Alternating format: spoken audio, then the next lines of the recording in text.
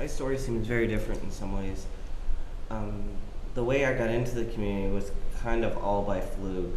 I started my first year of college, and I heard one of the people on my floor talking about this horrific book and how it was a parody of Sleeping Beauty, and then the prince ended up awakening Sleeping Beauty not by a kiss but by raping her. And I'm like, okay, it seems like one of those things everybody shied away from, so that was just something I seemed to run towards. So I got the book and I realized what that was about. I'm like, this is amazing. I have never read anything that was quite like this before. And so I investigated further. Thank God for the internet, because through that I ended up finding a pro-dom mistress in Chicago, which is where I grew up, and she actually was very kind in the way that not only did she do the scenes with me and give me experiences about different fetishes, but then she would encourage me to read and encourage me to learn what was going on around me and what I was really getting into. At the time, I was a female, because I'm transgender, and I had a boyfriend at the time who became my husband, and we ended up moving from Chicago down to Texas, and in the process, I had a child. I was going along the 2.5 kids, white picket fence lifestyle, and it was just not the way that I wanted my life to go, but all my fetishes were secret because he was so straight-laced. I didn't know how to explain things to him and explain what I wanted.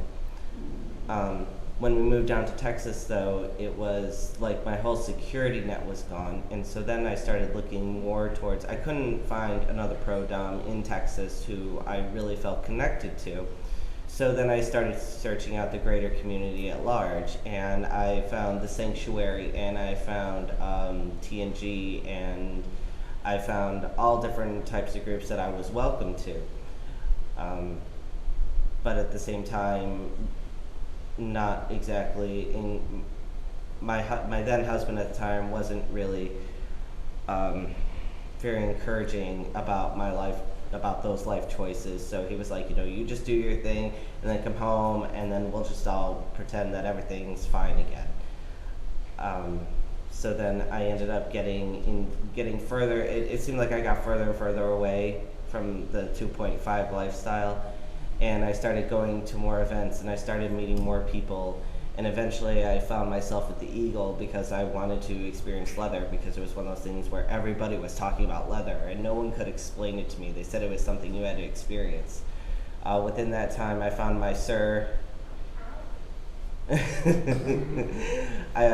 found my sir, and we started a relationship, and I found out how open the community was towards kind of who you wanted to be for the most part.